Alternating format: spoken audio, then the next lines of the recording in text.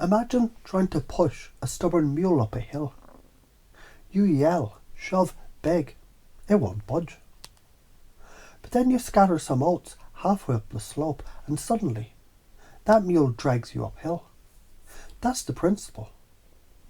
People will fight you if it feels like your idea, but they'll sprint if it feels like theirs. That's why you don't say, you need to do this. You say, if you were to want to do this, why might you want to? Might is the magic key. It lowers the drawbridge of resistance. It opens imagination instead of confrontation.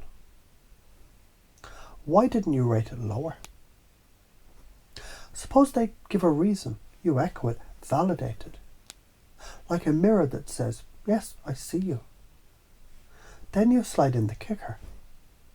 On a scale of 1 to 10, how strong is that reason?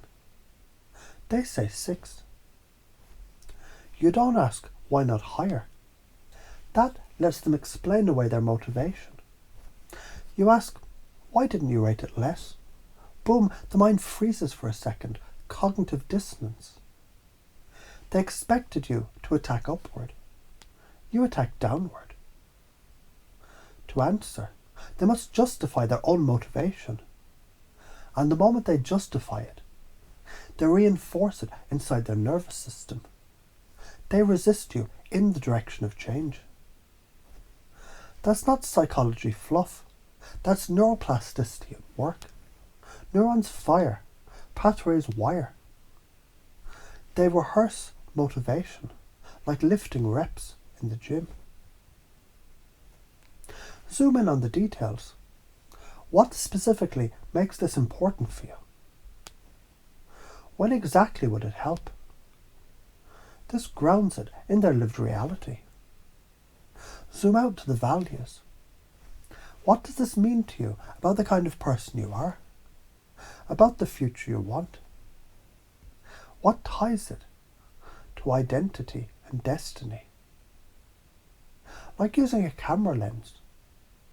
You focus close to see the texture, then wide to see the landscape. Do both. Their brain integrates the meaning fully. Cognitive dissonance. The brain hates contradiction.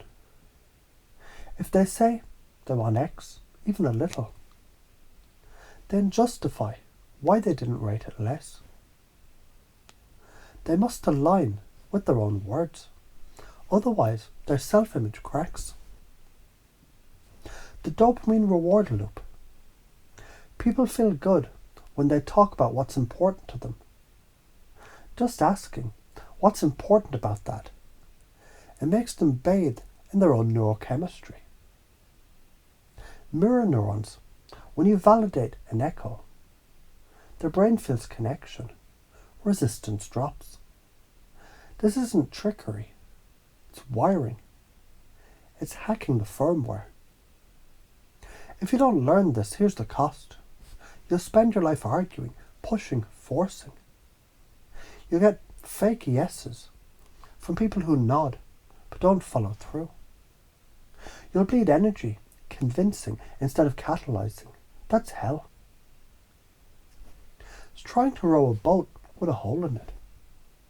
But if you do this, you'll feel like a sorcerer of motivation. You'll sit back while others talk themselves into action. You won't carry them. They'll carry themselves. And often carry you with them.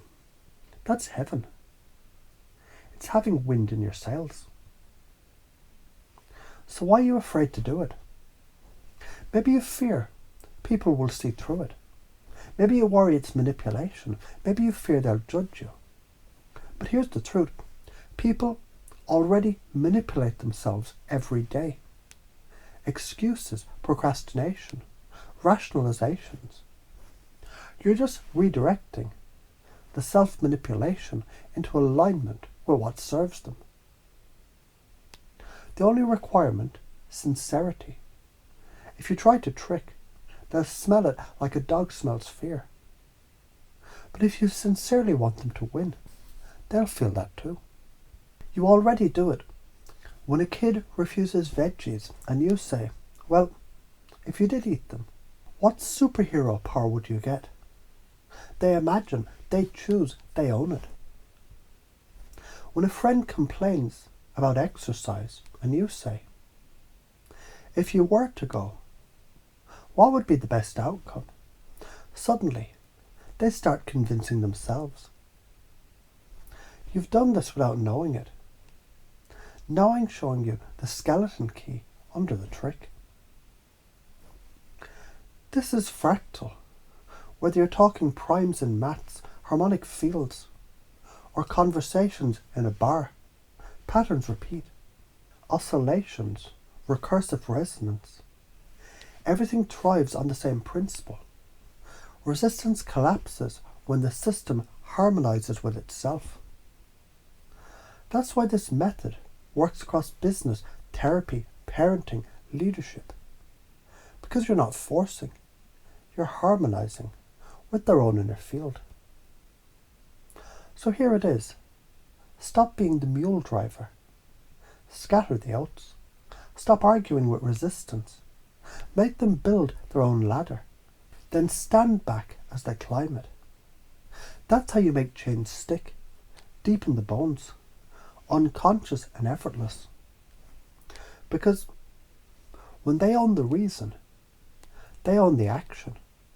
And when they own the action, the universe shifts.